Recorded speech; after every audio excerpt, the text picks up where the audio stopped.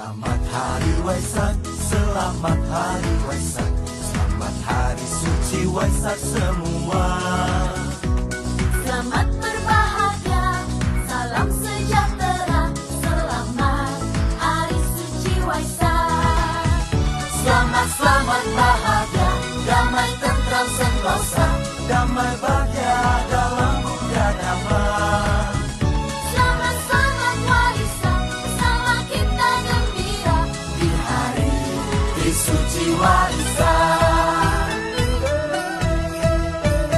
Angkatkanlah tanganmu di depan dadamu dan ucapkan semoga berbahagia.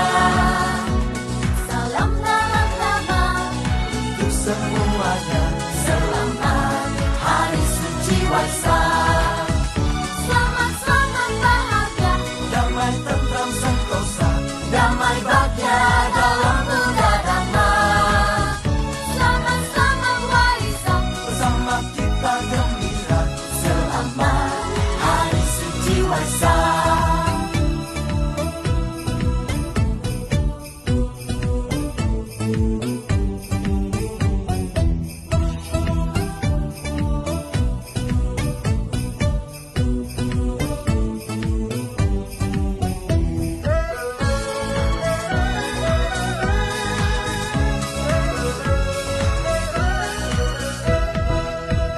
Angkatkanlah tanganmu di depan dadamu dan ucapkan semoga berbahagia.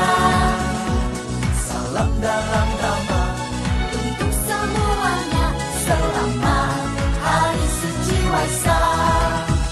Selamat bahagia. Namo Sang Hyang Adi Budaya, Namo Budaya.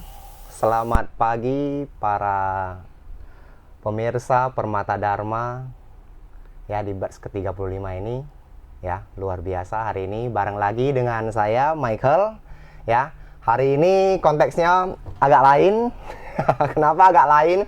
Biasanya kita menghadirkan para aktivis Buddhis ya, kemudian para cendekiawan. Nah, hari ini kita kedatangan satu guru yang luar biasa ya, yang ya kalau kita lihat agak lain nih. Bante Panyasami, Namo Buddhaya Bante. Namo Buddhaya. Oke, ini guru saya ya Bante ya, salah satu guru saya yang luar biasa, yang udah senior banget, yang saya hormati banget. Bante, apa kabar Bante?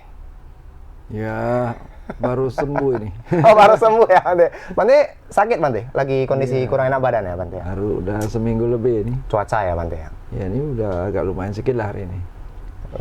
Udah lumayan sedikit ya. Iya, Berarti lumayan. memang karma baiknya ini kita bisa berkumpul nih di sini nih Bante, di Tribun.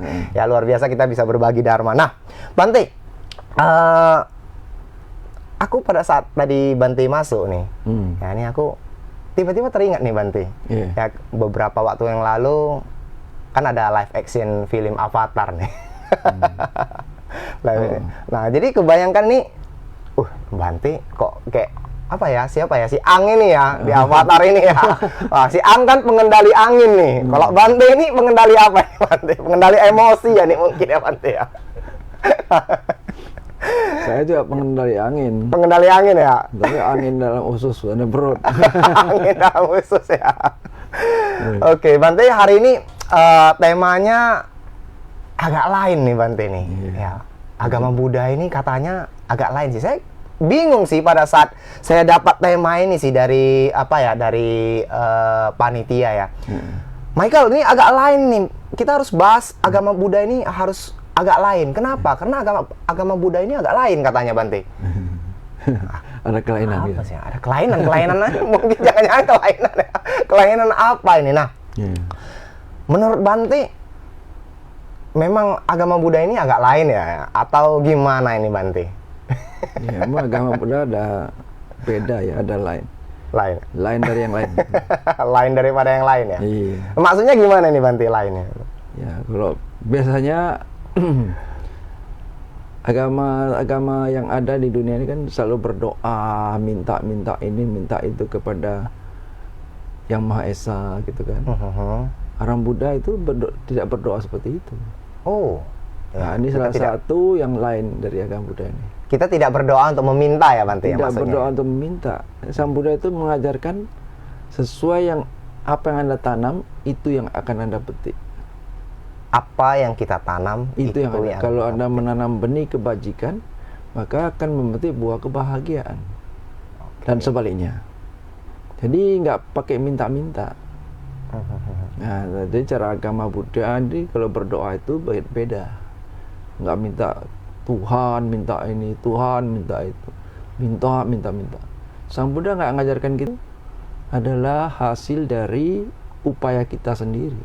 Upaya kita sendiri. Iya. Jadi sama sekali gak ada campur tangan dari pihak lain Bante. Campur tangan pihak lain itu secara tidak langsung pasti ada. Pasti ada. Oke. Faktor-faktor pendukung gitu. Faktor pendukung lebih Iya. tepatnya ya Bante ya. Tapi utamanya itu adalah dari perbuatan kita. Nah, karma kita. Jasa kebajikan kita. Misalnya dikatakan dalam Manggala Sutta itu, menghormati yang patut dihormati adalah berkah utama. Oke. Ya, kalau Anda punya sikap hormat terhadap hal-hal yang mulia, hal-hal yang baik, hal-hal yang benar, Anda menjunjung tinggi nilai-nilai kebaikan ini, atau menjunjung tinggi orang-orang yang mulia, menjunjung tinggi orang-orang yang baik, maka Anda akan mencontoh kebaikan-kebaikan mereka itu, akan menjadi kebaikan bagi Anda. Oh. Bila oke. Anda tidak menghormati hal-hal seperti itu, sebaliknya menghormati hal-hal yang hina, menghargai hal-hal yang tidak baik, Anda mengikuti nilai-nilai dan hal-hal yang tidak baik itu, maka Anda akan menjadi manusia yang tidak baik. Nah, karma baik, karma buruk dong. Nah, jadi karma baik, karma buruk itu kita yang buat. Merawat ayah dan ibu berkah utama. Ya, ibu dan ayah adalah orang yang paling berjasa sama kita. Kalau kita merawat ayah dan ibu di hari tua, itu adalah perbuatan yang mulia, yang mendatangkan berkah utama. Karena orang yang berjasa pada kita harus tahu berterima kasih, ya kan? Tahu berbakti, tahu membalas budi. Nah, itu berkah utama. Jadi bukan dengan kita meminta-minta, tapi kepada orang tua sendiri Anda durhaka, mana mungkin permintaan Anda terkabul, ya kan? Kalau Anda durhaka, terus Anda minta-minta sama yang di atas sana, kalau bisa terkabul, berarti yang di atas sana itu nggak benar kan? Jadi Benar. Berarti kalau iya ya, konsepnya begitu pula ya Bante ya. nah, beda. Konsepnya begitu pula ya. Artinya kalau kita melakukan hal yang tidak benar, kita minta dikabulkan hal yang baik, malah jadinya bertolak belakang pula ya. Nggak akan mungkin tuh. Tidak akan mungkin ya. Nah. Oke. Tapi menariknya di sini adalah tadi Bante mengatakan bahwasanya apa yang kita ikuti gitu loh. Yang kita ikuti, kalau yang kita ikuti itu baik, kita udah pasti baik. Yang kita ikuti buruk, kita udah pasti buruk. Berarti kan itu ada pengaruhnya Bante. Iya itu. Maka begitu kita menghormati yang patut dihormati tuh. Jadi kalau misalnya kita ini menghormati sebagai warga negara Indonesia lah, kita menghormati hukum negara, ya kan? Jadi warga negara yang baik, bekerja dengan sungguh-sungguh, bekerja bebas dari pertentangan dengan hukum, Anda berkah, selamat Anda. Oke. Nah, coba Anda melanggar hukum, bisa kena penjara tuh, kena KPK. Ya, yang kasus 271T itu ya. Baru-baru ini kan melibatkan suami seorang artis terkenal. Iya. Nah, itu. Jadi kalau kita karma itu sudah tiba waktunya, masa pasti kena. Jadi makanya agama Buddha itu agak lainnya di situ. Hina dan mulia seorang bukan tergantung daripada keturunan. Akan keturunan, kalau kita katakan keturunan Buddha sendiri pun kalau memang dia salah, hina, ya dia pasti hina ya. Dia malah itu namanya mencemarkan nama baik leluhur. Mencemarkan nama baik leluhur ya, yang luar biasa. Ini termasuk durhaka ini. Kalau di dalam pandangan Buddha durhaka. Karena kalau Anda, leluhur Anda itu orang mulia, orang suci, bangsawan, orang baik.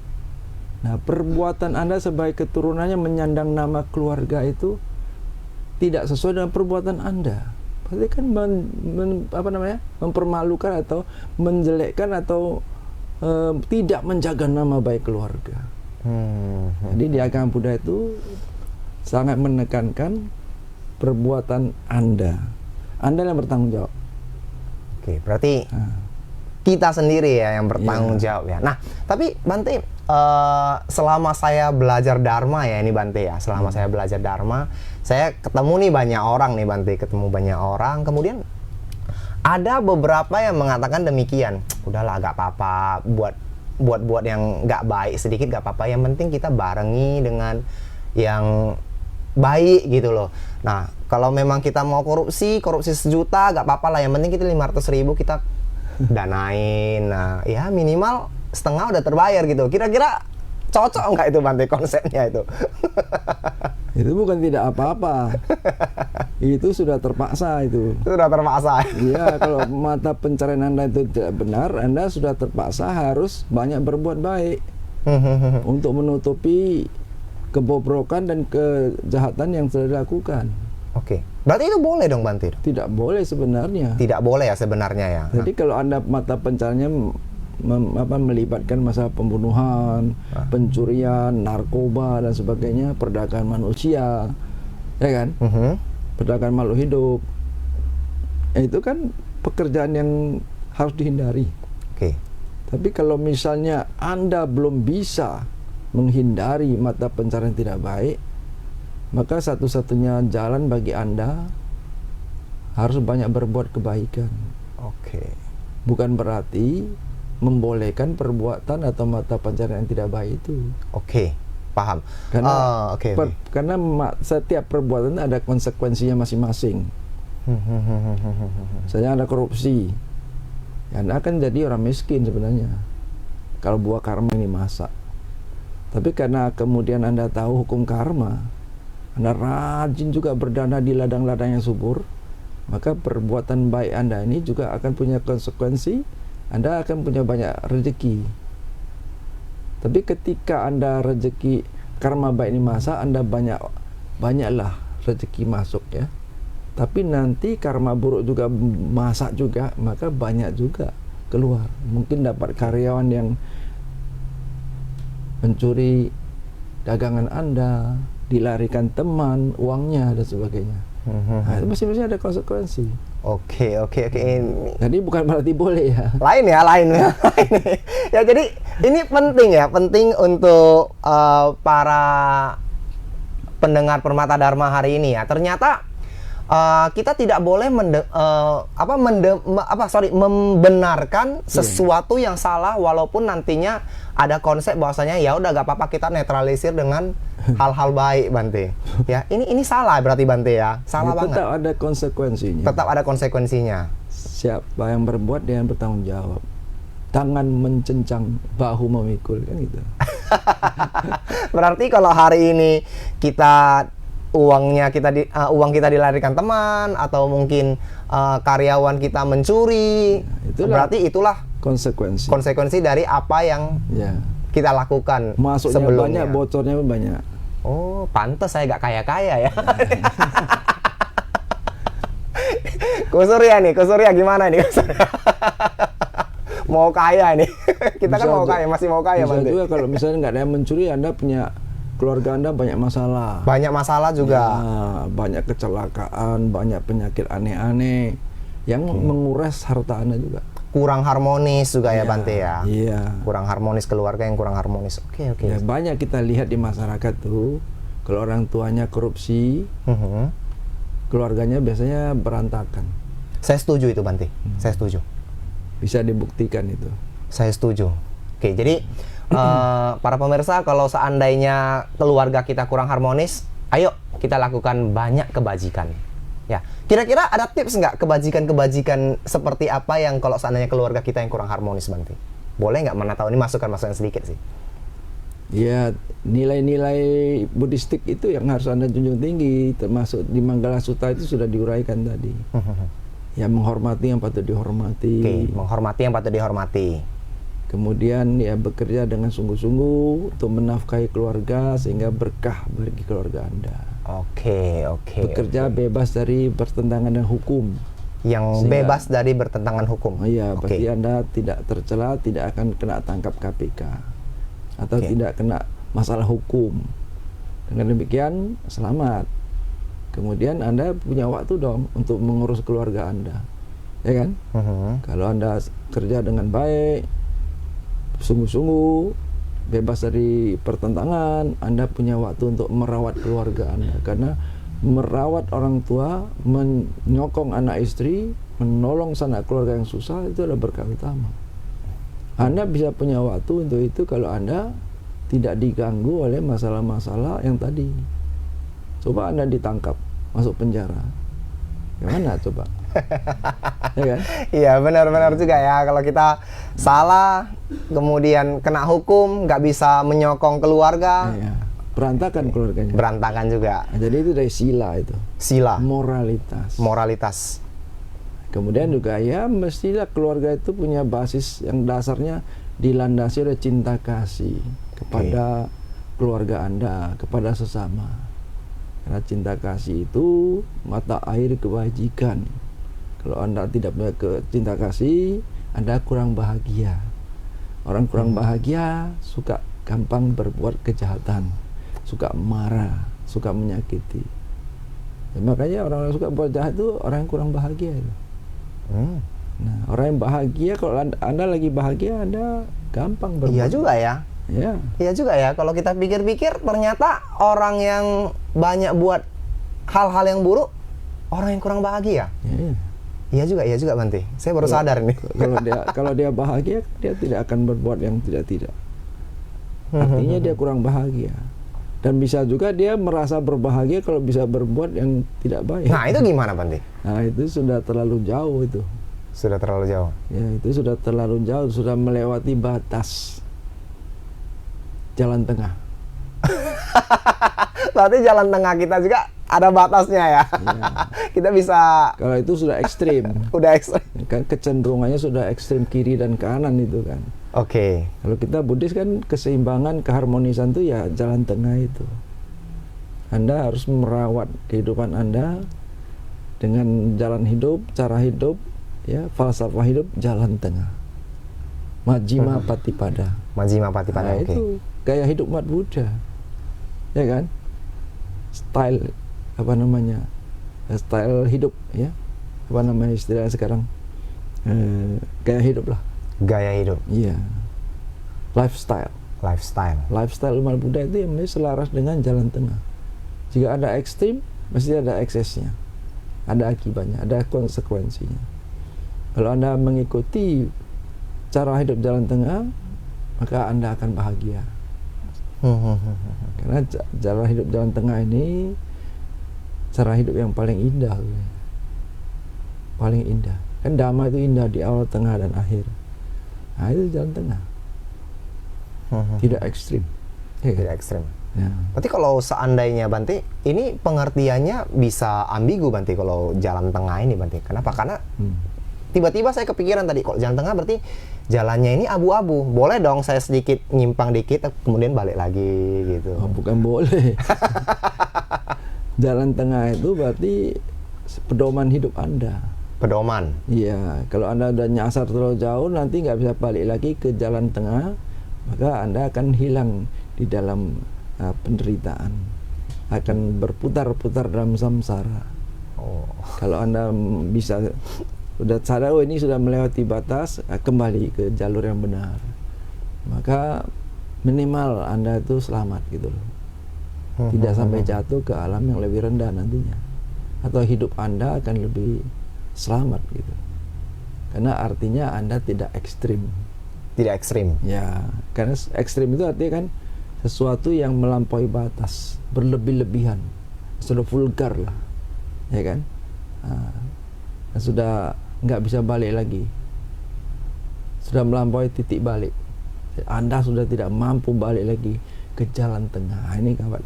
Oh, oke. Setuju Bante, setuju. Oke, jadi agama Buddha itu ternyata menitik beratkan kepada diri sendiri dan ke jalan tengah sendiri. Agama Buddha ini tadi yang bedanya sekali ya, sangat menekankan peningkatan kualitas manusia. Peningkatan kualitas manusia. Positif ya Bante ya tentunya ya. Jadi atas sama panidija, mengarahkan diri ke arah yang baik, itulah berkah utama. Jadi dalam agama Buddha, ajaran Buddha itu punya tujuan tunggal, yaitu mengatasi penderitaan untuk mencapai kebahagiaan. Terbalik ini dengan pandangan orang lain yang selalu mengatakan agama Buddha itu mengajarkan penderitaan. Nah ini baru mau saya tanya ini tadi. Agama Buddha mengatakan hidup ini penuh penderitaan. Iya, iya. Jadi pilihlah. Sementara yang lain mengatakan kehidupan ini adalah berkah katanya. Iya, betul. Ya, agama Buddha hidup ini penuh penderitaan. Ah, itu salah itu justifikasi yang keliru. Tapi kan di waktu guru Buddha Dhammacakkappawatthana Sutta kan beliau malah membahas ini duluan. Ya, iya. Dukkha kan, sesuatu yang tidak pas. Kok sesuatu yang tidak pas gimana? Kalau penderitaan kan kayaknya ekstrim banget. Ya, hidup ini memang ada ekstrimnya. Justru agama Buddha itu mengatasi ekstrim. Ya kan? Kalau Anda tidak menemukan jalan tengah, maka hidup Anda ekstrim, maka Anda menderita. Okay. Jadi ajaran Sang Buddha itu seperti Dhammacakkappawatthana Sutta itu kan komplit. Oke. Sangat metodis. Oke. Ya. Satu metodologi bagaimana bisa berbahagia itu apabila Anda bisa mengatasi kondisi-kondisi yang tidak memuaskan, kondisi-kondisi yang sulit Anda tanggung, kondisi yang membuat Anda menderita. Justru ilmunya Sang Buddha itu, kalau mau dikatakan ilmu ya, adalah ilmu kebahagiaan. Oh. Kalau menurut Bante, Sang Buddha adalah guru, maha guru kebahagiaan. Jadi kalau orang mau berbahagia, seyogianya dia belajar dengan Buddha. Karena Buddha sudah merealisasikan kebahagiaan hidup ini, kebahagiaan hidup di alam-alam surgawi, dan kebahagiaan mencapai penerangan sempurna, mencapai nibbana, kebahagiaan tertinggi. Itu sudah direalisasi oleh Sang Buddha. Maka beliau salah satu gelarnya adalah penuntun jalan ke nibbana. Okay. Ya kan? Nah, pengenal segenap alam. Jadi maka Sang Buddha itu maha tahu.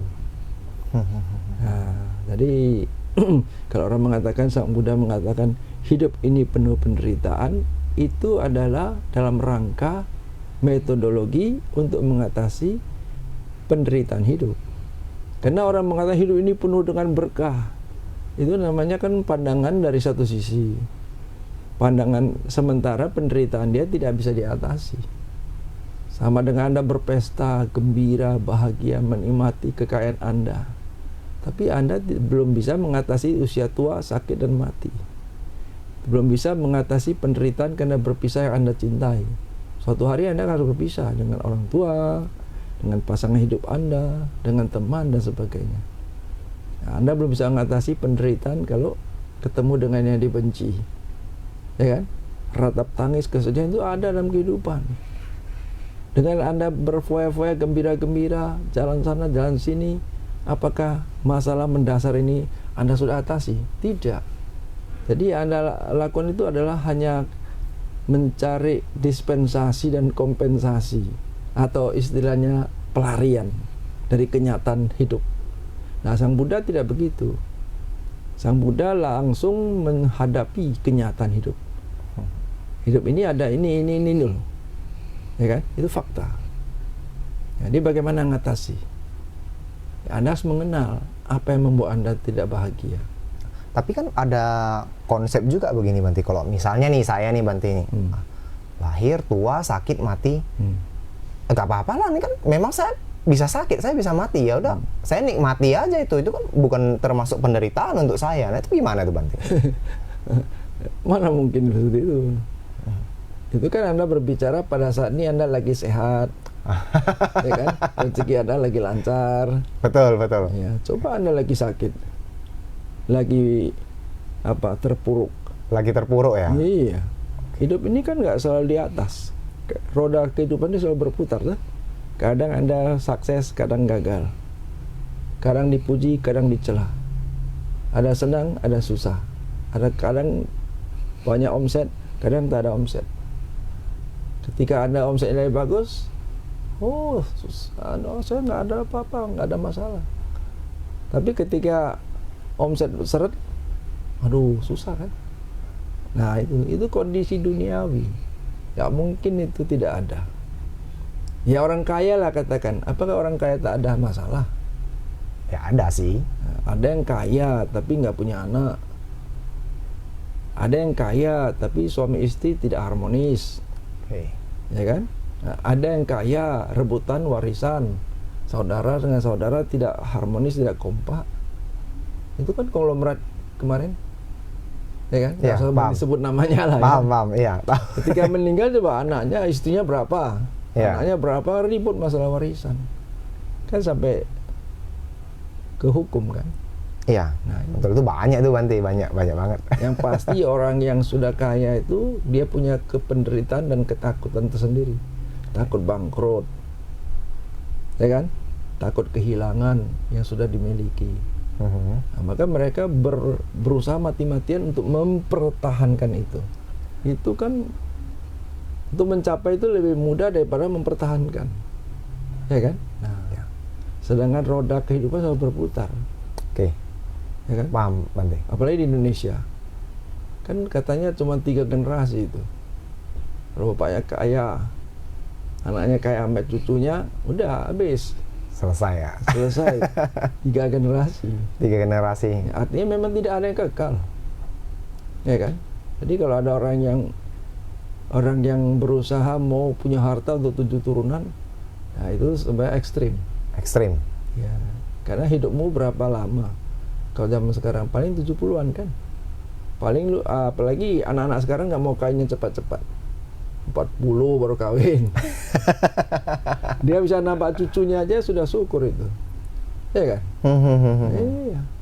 Jadi cemana dia mau tahu 7 turunan dia punya harta nggak habis. Ya apalagi sekarang kalau untuk yang generasi muda ini nyari uang juga sudah tidak sesulit zaman yang sebelumnya ya Bante ya. Nah itu juga pengaruh ya mungkin ya Bante. Satu, kemudian orientasi pencarian kehidupan ini kan beda nih. Orientasi hidup dari generasi ke generasi berubah juga. Kalau dulu kan orang mungkin sibuk ngumpuli properti dan sebagainya. Kalau generasi Gen Z ini kan mencari pengalaman. Milenial dan Gen Z ini kan selalu mencari pengalaman, bukan mengumpuli properti. Beda. Ya kan? Nah, karena udah lebih realistis mungkin. Ya harta Anda banyak mati nggak bisa dibawa kok. Ya betul. Ya kan? Sementara Anda bekerja, kalau zaman dulu kan bekerja keras. Dari pagi sampai malam, malam sampai pagi, seumur hidup Anda bekerja mati-matian, mengumpulkan harta, begitu udah tua, Anda mati, nggak sempat menikmati. Jadi untuk apa Anda bekerja begitu mati-matian? Apa prioritas utama yang hilang dalam kehidupan seperti itu? Anda hanya sibuk dengan cari duit saja. Bahagia nggak Anda? Ya kan? Nah itu. Jadi kualitas hidup ini yang lebih penting. Anda berbahagia di kehidupan ini, berbahagia di kehidupan mendatang, berbahagia mencapai nibbana. Nah, itu kalau Buddhis jalan tengah.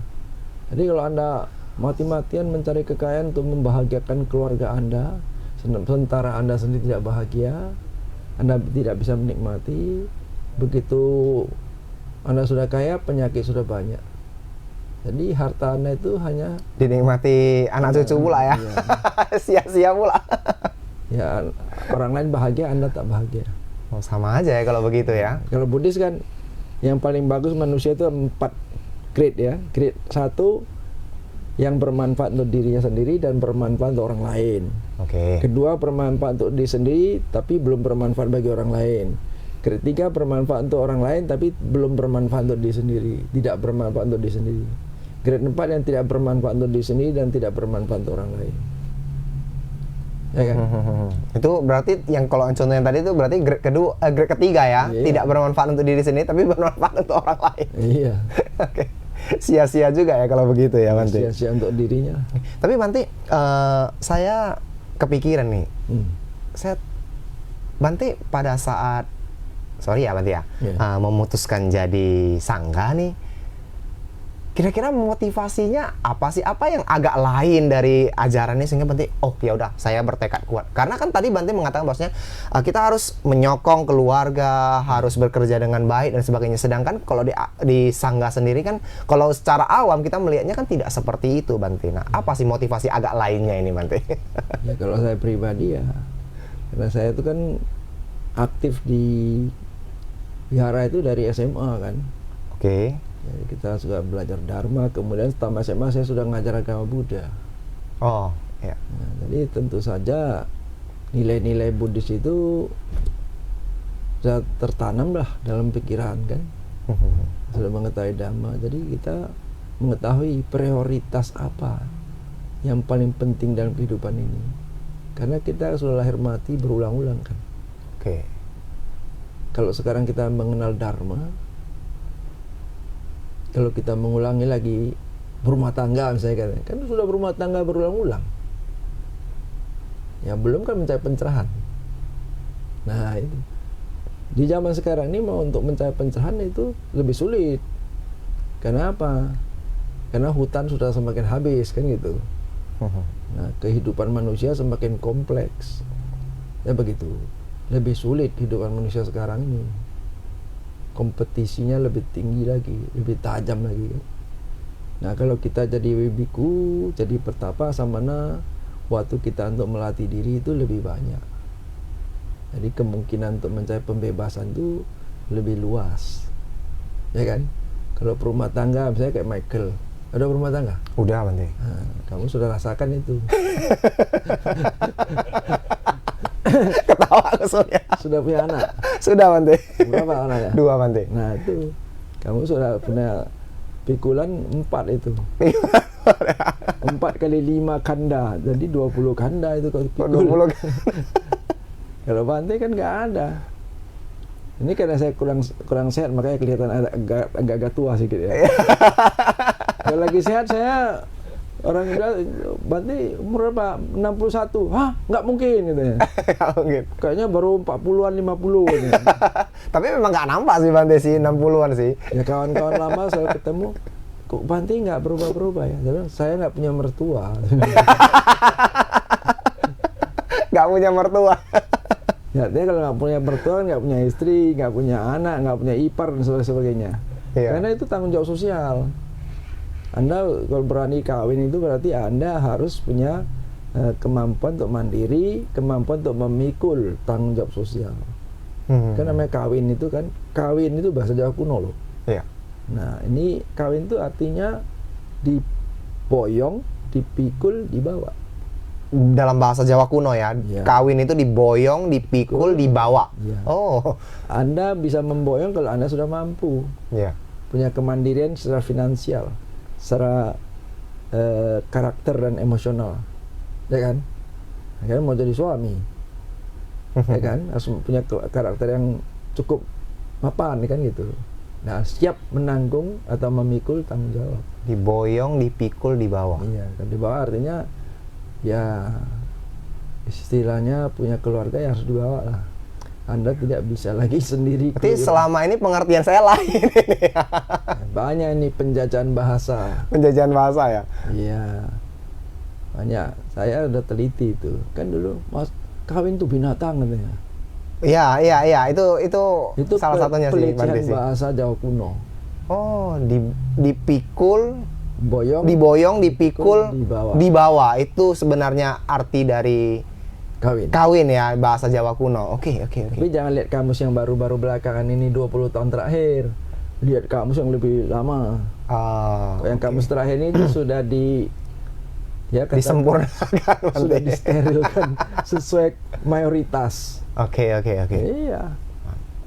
Jadi karena itu ya Bante, oke, saya fix lah nih jadi sangga nih. Bukan saya, Masnya Bante. Kamu udah punya pikulan nggak masuk tangga, berdosa. Iya ya. Ya ada teman-teman kan begitu. Bante, kalau aku tahu kayak gini berumah tangga, aku dulu udah tekad mau jadi Bante, nggak jadi katanya. Sekarang kau jangan nyesal, sudah berani berumah tangga, jalani dengan baik. Itu dharma seorang berumah tangga. Itu juga karma baik. Gitu. Karma baik, ya. Ya, tapi karma baik Anda terbatas pada keluarga Anda terutama. Karena Anda punya tanggung jawab pribadi seperti itu.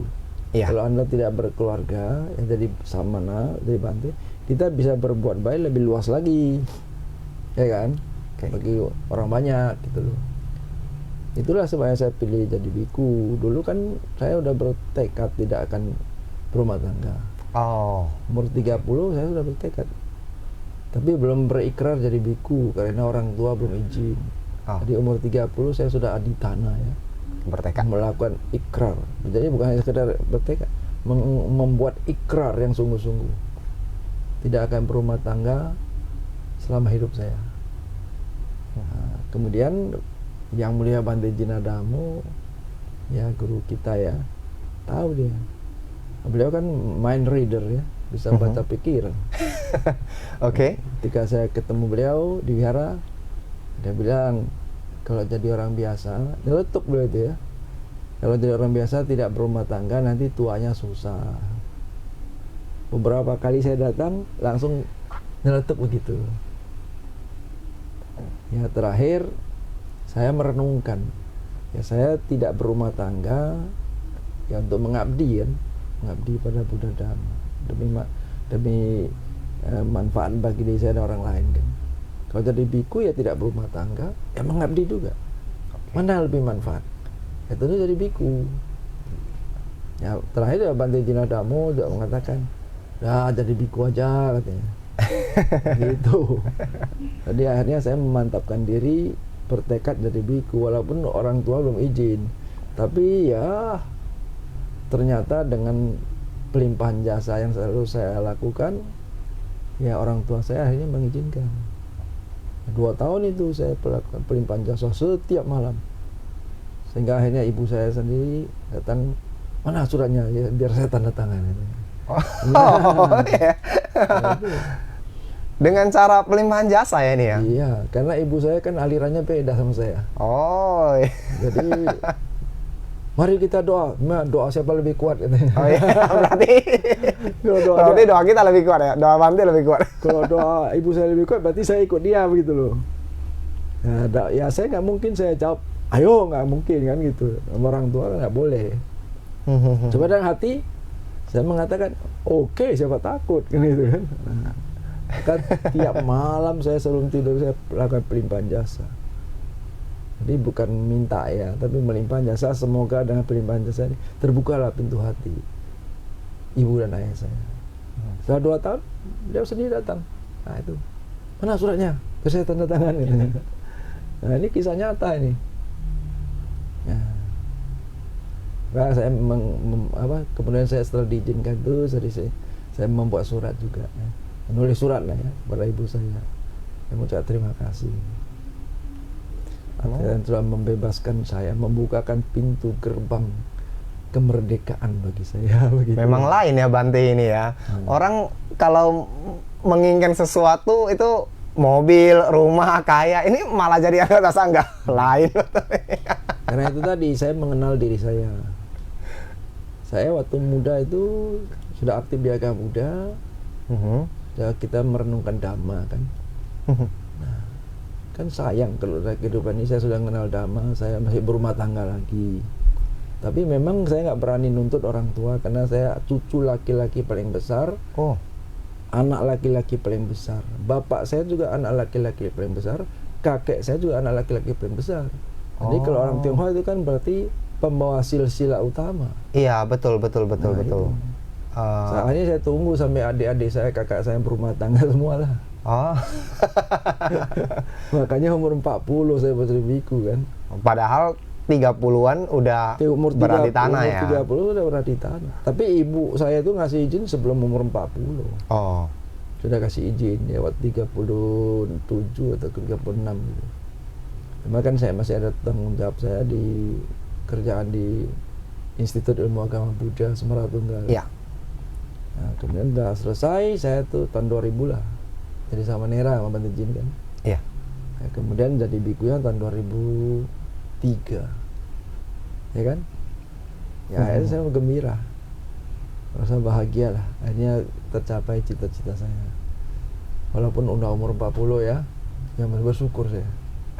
Tapi kalau misalnya lebih muda bisa jadi biku kan, saya bisa belajar lebih banyak, bisa berbuat lebih banyak. Tapi ya gini pun saya sudah bersyukur. Karena sebelum jadi biku saya sudah jadi aktivis Buddhis ya.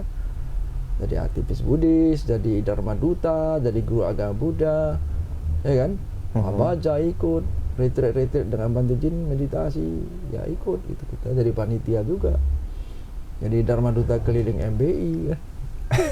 Iya, sebelum saya ke Myanmar itu. Oh, sebelum apa ya Bante ya? Sebelum Upasampada ya? Iya. Oke. Nah Bante, pada saat Bante udah jadi biku, sebelum jadi biku itu kan tadi Bante ngomong berada di tanah hampir kurang lebih 2 tahun lah ya, kurang lebih. Itu Bante, tanya nih, termasuk duka nggak itu Bante pada saat Bante ingin tapi belum jadi ini? Iya, namanya berusaha dong. Ya, tapi kan kita berusahanya berangsur-angsur. Ya, itu juga melatih kesabaran kita. Oke. Penderitaan itu adalah mulia loh, jangan salah. Mulia. Lain nih. Ini lain nih. Jadi dalam pandangan Buddhis, penderitaan itu bukan suatu musibah. Oke. Ini cara pandang Buddhis, coy. Lain ini ya, lain. Karena kebenaran mulia tentang duka. Jadi duka itu adalah kebenaran yang mulia, satu kenyataan yang mulia. Kalau kita hidup ini tidak ada masalah, nggak maju kita ini. Okay. Kalau Anda hidup punya usaha sendiri, nggak ada kompetitor Anda pasti tidak berusaha untuk lebih baik. Karena ada kompetitor Anda berterima kasih loh ada kompetitor. Biasanya orang kan nggak gitu. Ada kompetitor, wah ini musuh gitu, ya, benci kan gitu, ingin melenyapkan saingan Anda. Padahal dengan adanya saingan, ada persaingan, ada kompetisi, Anda akan memperbaiki kualitas usaha Anda, kualitas produk Anda, kualitas manajemen Anda. Sama kayak pelari itu. Kalau Anda lari sendiri, sulit sampai membuat rekor baru. Tapi ketika Anda berlari bersama-sama, ada yang mengejar di belakang Anda, wah itu memacu Anda lebih baik lagi sehingga Anda bisa maksimal, bisa memecah rekor kan. Nah ini, jadi menurut Bante adanya perbedaan, adanya apa itu sebenarnya adanya masalah itu untuk mengasah diri kita. Jadi jangan dianggap itu musuh, ya kan? Musuh utama kita ada diri kita sendiri. Diri kita sendiri, betul. Ya. Bante, setuju itu Bante. Terus Bante, dari zaman Buddha sampai zaman sekarang kan udah kurang lebih 2.500-2.600an tahun lah ya sampai sekarang. Nah tadi Bante juga ngomong soal kalau mau naik level kita harus ada masalah, ya harus ada penderitaan ya, karena penderitaan itu mulia menurut Bante kan, gitu kan. Nah, bukan menurut saya, menurut kenyataannya. Menurut kenyataannya. Nah, kalau demikian berarti kan dari zaman Buddha sampai sekarang itu kan masalah itu juga tentu dong berkembang dong Bante dong. Makin kita naik level kita, masalah kita lebih banyak baru dan sebagainya. Nah, itu agama Buddha sendiri ini relate nggak dengan kalau seandainya kita pakai untuk menyelesaikan masalah-masalah di zaman sekarang ini? Oh, tetap relate. Buddhism itu up to date kok. Up to date? Tak lekang oleh waktu. Akaliko. Karena apa? Buddhism itu kan menjelaskan tentang hukum alam semesta. Hukum alam semesta itu universal dan abadi, ya, tanpa awal tanpa akhir itu, ya kan? Nah, jadi Buddhism sangat luas di dalam menghadapi perubahan-perubahan hidup ini, karena meyakini memang hidup ini selalu terjadi perubahan-perubahan. Justru dengan memahami ini, seorang Buddhis tidak akan stagnan kalau Anda memahami ini. Artinya Anda terus berkembang, terus belajar, ya kan? Nah, itu. Kecuali Anda sudah arahat, nah itu finish kan gitu. Selama Anda belum jadi arahat, berarti Anda masih belajar terus. Anda harus membuka pikiran, cara berpikir untuk terus belajar, pembelajar yang baik. Itu makanya seorang pembelajar yang sejati kan sepanjang hidup belajar terus.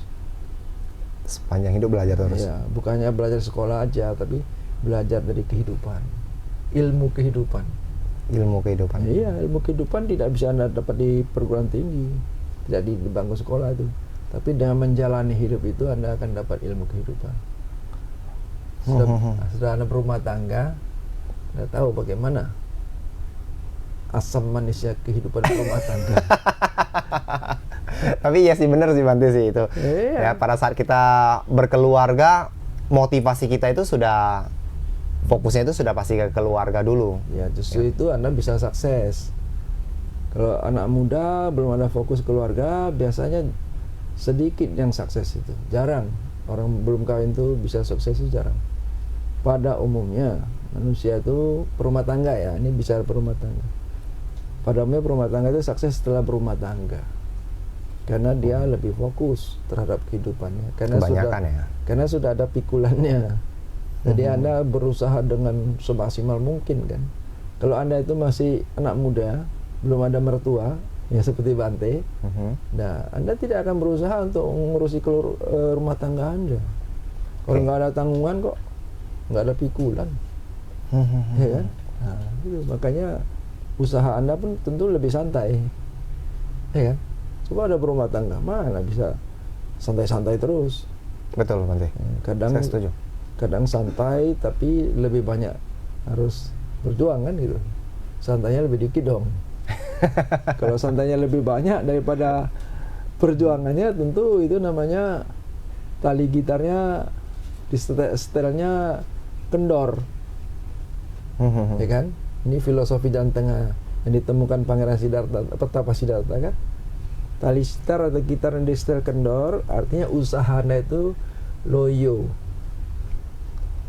Dikit berjuang, banyakkan santai. Ya hasilnya dikit. Tapi sebaliknya kalau Anda tali gitarnya terlalu kencang, artinya Anda berusaha sekeras-kerasnya. Ya itu bisa putus tali gitar. Itulah namanya sibuk siang malam cari duit terus, ya kan? Sehingga kesehatan Anda terkuras. Kuota kehidupan Anda berkurang. Nah, begitu uang udah banyak, penyakit udah banyak. Nah, ini kan tidak seimbang. Makanya antara perjuangan dengan memelihara kesehatan itu harus seimbang. Ya kan? Arogya paramalabha. Kesehatan adalah keuntungan yang utama. Ini modal. Dia jangan menghabiskan modal Anda. Ya kan? Modal kehidupan itu kesehatan.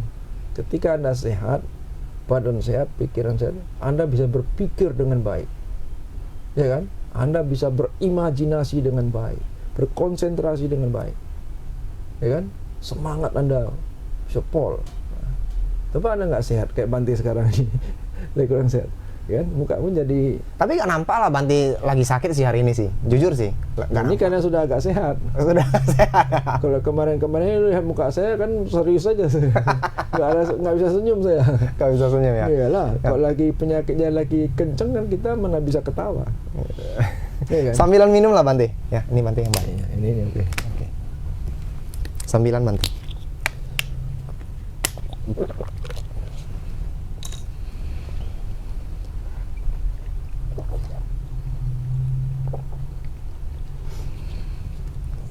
Ya memang sekarang ini cuaca memang lagi tidak mendukung banget sih. Jadi memang harus banyak minum Bante. Iya, makan buah banyak. Ya kemarin saya pikir sudah sehat, kurang jaga makan. Ada bakcang pula kan. Bakcang kan ketan. Iya. Nah kita lagi sakit kan, pencernaan kita kurang baik. Iya. Nah itu jadi panas lagi gitu loh. Nah, kemarin sampai kompres sendiri. Ya, namanya biku kan. Ini termasuk duka juga ya Bante ya? Iya, itu latihan tuh. Latihan. latihan kesabaran. Latihan kesabaran. Sabar terhadap badan sendiri. Menunggu kesembuhan ya Bante. Ya, namanya ini adalah adanya sakit itu membuat kita belajar mengenal sakit. Ya kan? Dan kita itu tidak mungkin terhindar dari sakit. Ya, belajar menerima. Belajar menerima itu juga suatu sikap mental yang benar ya. Kemampuan menerima ini loh. Kemampuan menerima sesuatu yang tidak menyenangkan. Itu artinya apa? Artinya kesabaran, melatih kesabaran. Dalam kehidupan ini, apalagi para perumah tangga, pasti seringkali menemukan situasi dan kondisi yang tidak sesuai harapan Anda. Tidak selalu, ya kan? Iya. Nah, tapi itu adalah kenyataan yang harus Anda jalani. Jadi apa yang bisa Anda lakukan? Harus mengembangkan kesabaran Anda, melapangkan hati Anda. Sebenarnya jadilah seperti bumi. Nah, bumi ini kokoh kuat, bisa menopang apapun di atasnya. Ya, diludahi, dikencingi, diberain ya. Bumi tetap kokoh kuat. Nah, itu sikap seperti bumi. Jadilah seperti sungai, mengalir, jangan stagnan. Karena segala sesuatu itu berubah. Kondisi yang kita alami akan berubah, akan berlalu. Jadi kita tidak perlu frustasi ya dalam kehidupan ini. Ya. Nah itu. Tapi di masa sekarang ini bukan masa sekarang juga sih ya Bante. Belajar menerima ini sulit sekali Bante. Bukan masa sekarang, di masa kapan? Iya benar. Di kapanpun ya. Kalau menerima sesuatu yang tidak disenangi, artinya Anda bertemu yang dibenci. Itu adalah duka. Ya kan? Disitulah Anda belajar apa itu kondisi yang tidak menyenangkan tuh. Ketemu orang yang pernah menghina Anda, ketemu orang yang sering membuli Anda, ketemu orang yang pernah menipu Anda, ketemu orang yang pernah mengecewakan Anda, ketemu mantan yang mengkhianati Anda, ya kan? Tapi Anda harus ketemu dia misalnya di kerjaan misalnya, dalam kehidupan. Bagaimana? Ya belajar menerima dan memaafkan. Menerima dan memaafkan. Tapi tidak melupakan Bante. Tidak bisa lupa. Ya kan? Seperti kata mendiang Gus Dur kan. Saya sudah maafkan, tapi lupa tidak. Ya. Terhadap 2 orang yang mengkudetanya, katanya kan. Nah, ini menunjukkan beliau itu sudah spiritualnya sudah berkembang sekali. Pak Gus Dur itu kan. Hanya orang yang spiritualnya berkembang maka bisa seperti itu. Artinya kenyataan hidup ini sebenarnya lapangan kita berlatih. Ketemu dengan tidak disenangi, dibenci, Anda harus melatih hati Anda, melatih pikiran Anda, batin Anda supaya lebih lapang. Ya kan? Lebih bisa menerima, bisa memaafkan. Memaafkan itu suatu yang ajaib juga loh. Ajaib. Ketika Anda bisa memaafkan, ini suatu dana, abaya dana. Ketika Anda bisa memaafkan orang lain, hati Anda jadi lapang dan bahagia. Nah, ketika Anda disakiti orang lain, yang menyakiti Anda itu senang-senang, ketawa-ketawa, makan tidur enak-enak. Kalau Anda tidak memaafkan dia, diliputi kebencian, berarti kan Anda meracuni diri Anda sendiri. Makan nggak senang, tidur nggak senang, ya kan? Teringat dia ngamuk-ngamuk, silap-silap nanti melampiaskan kepada anak dan istri dan sebagainya. Ini jadi karma buruk. Nah inilah manajemen, kalau istilah mudahnya manajemen mental, emosional. Itu termasuk spiritual Bante? Oh iya, itu perlu pengembangan spiritual. Salah satunya itu praktek hidup berkesadaran. Praktek hidup berkesadaran. Mindfulness meditation. Nah, ini sudah jadi psikoterapi di negara-negara barat. Nah, orang Buddhis kalau nggak belajar ini kan rugi. Jadi meditasi Vipassana Bhavana. Vipassana Bhavana ini mengembangkan kemampuan untuk menerima, kemampuan untuk mengamati, kemampuan untuk menyadari kenyataan, dan kemampuan untuk melepas. Nah itu. Kalau Anda tidak menyadarinya dengan sebagaimana adanya, Anda tidak bisa melepaskan. Itu stuck di dalam batin Anda. Setiap teringat Anda gondok, setiap teringat Anda ngamuk. Jadi sangat mengganggu kan? Ya. Ya kan? Nanti Anda uring-uringan sendiri, bad mood sendiri. Nah itu. Tapi kalau Anda terampil menerapkan sati sampajanya, ya, meditasi, hidup berkesadaran, mindfulness, ya kan? Awareness, ya kan? Wisdom Anda berkembang, kebijaksanaan berkembang. Jadi Anda menjadi orang yang lebih kaya. Bukan hanya secara material kaya. Orang yang secara material makin kaya tidak diimbangi oleh kekayaan mental spiritual, itu berarti jomplang, tidak bahagia itu. Ketakutannya makin besar itu, batinnya makin khawatir, cemas dan sebagainya. Nah itu. Jadi perkembangan kekayaan material dengan kekayaan mental spiritual itu menjadi sejalan. Maka makin kaya Anda tak bahagia. Nah, karena makin kaya makin pelit, Anda kan? Kenapa? Takut berkurang hartanya.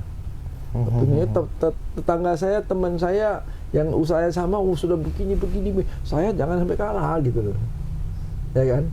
Nah makanya mati-matian dia kurangi pengeluaran.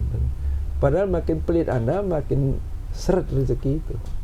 Oh, oke. Ya, ini kan hukum karma. Makin Anda murah hati, share.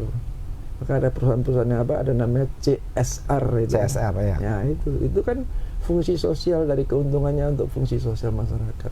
Itu bagus itu. Nah, dikembalikan untuk kesejahteraan masyarakat luas. Oke. Ini menarik Banti.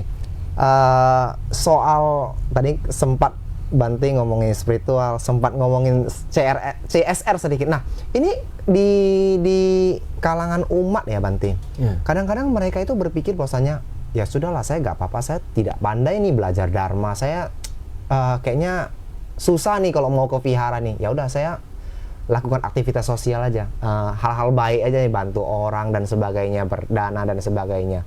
Nah itu kalau dengan spiritual itu relevansinya ada nggak Banti? Ada sih, itu namanya kerelaan berbagi kan. Oke. Ya, dia berbahagia, tapi kebijaksanaannya kan tidak berkembang. Oke. Cuman hatinya lebih lapang, lebih baik. Tapi nanti kalau ditipu orang suatu ketika, Sakit hati, nah, dia bisa dendam mungkin ya. Orang Jawa bilang balelo. Balelo. Balelo. Tadinya begini, oh percuma saya baik-baik gini-gini, nggak usah perlu buat baik lagi ya. Nih nyambung nih Banti nih, nyambung. Jadi itu balelo, fatalistik. Iya. Ya kan? Percuma lah saya, apalagi ada yang nambah kecap, nambah tahu kan. Iya. Lalu boyong lah lu. Percuma lah kau, ya kan? Udah buat baik gini-gini, buktinya kan gitu. Iya. Itu makanya di Buddhis tidak cukup Anda baik hati. Oke. Baik hati saja Tidak cukup di tidak Buddhis ya? cukup. Anda baik hati tapi tidak berkembang spiritual, mental spiritual Anda mudah tertipu. Tertipu ya, tanda kutip ya Banti ya, bukan tipu orang maksudnya ya. Jadi tipu orang juga. Salah satunya kan, tapi kan mungkin ditipu maksudnya. Contohnya ada orang baik.